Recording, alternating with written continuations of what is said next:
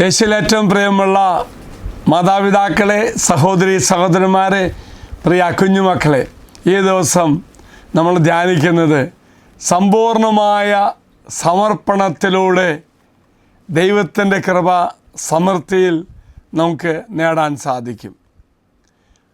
ഈ കൃപയുടെ സമൃദ്ധി നേടണമെങ്കിൽ പ്രിയമുള്ളവരെ, നമ്മെ തന്നെ പൂർണ്ണമായി സമർപ്പിക്കണം.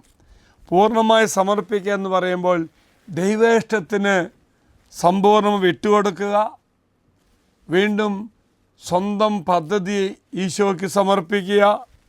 ഇതിന് രണ്ടും ആഴമായൊരു വിശ്വാസം ആവശ്യമാണ്.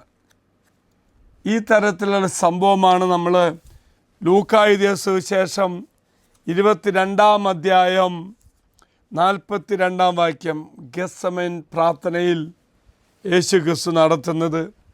സഹനത്തിൻ്റെ അവസ്ഥയിൽ ഇതൊന്ന് മാറ്റിത്തരോ എന്ന് ഈശോ പിതാവിനോട് ചോദിച്ചു. ഉടനെ തന്നെ ഈശോ പറയുന്നുണ്ട്, പിതാവേ, അങ്ങേക്ക് ഇഷ്ടമെങ്കിൽ പാനപാത്രം എന്നിൽ നിന്നും അകറ്റണമേ, എങ്കിലും എൻ്റെ ഹിതമല്ല അവിടുത്തെ ഹിതം നിറവേറട്ടെ. ഇതാണ് പ്രിയമുള്ളവരെ സമ്പൂർണ്ണ സമർപ്പണം.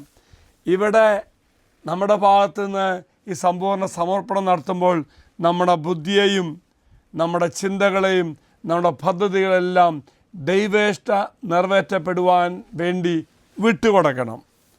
അപ്പോൾ എന്തു ചെയ്യും? പകരം ദൈവം എൻ്റെ ജീവിതത്തിൽ ഇടപെടും. എനിക്ക് നന്മയായത് മാത്രം ഈശോ ചെയ്തു തരും. അപ്പോൾ ദൈവത്തിന് എന്നെ തന്നെ വിട്ടുകൊടുത്ത് ദൈവ നിയന്ത്രണം അനുസരിച്ച് ജീവിക്കുവാൻ നാം ഒരുങ്ങണം. അതിന് പ്രിയമുള്ളവരെ വലിയ വിശ്വാസം നമുക്ക് ആവശ്യമാണ്.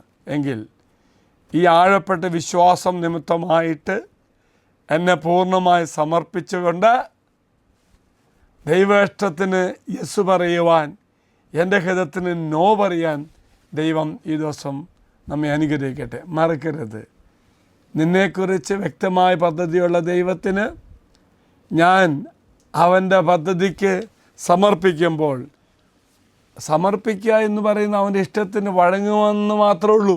അവൻ്റെ ഇഷ്ടത്തിന് വഴങ്ങിക്കൊണ്ട് അനുഗ്രഹം പ്രാപിക്കുവാൻ, നമ്മുടെ ഹിതം ദൈവഹിതമായി ചേർത്ത് വെച്ചുകൊണ്ട് ദൈവഹിതത്തിന് വേണ്ടി ജീവിക്കുവാൻ ദൈവം നമ്മെ സഹായിക്കട്ടെ.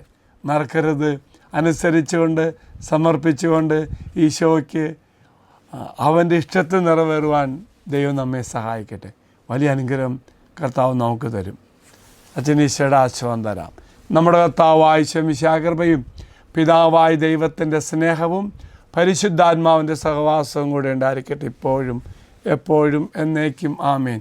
ഒരു നല്ല ദിവസം ആശംസിക്കുന്നു.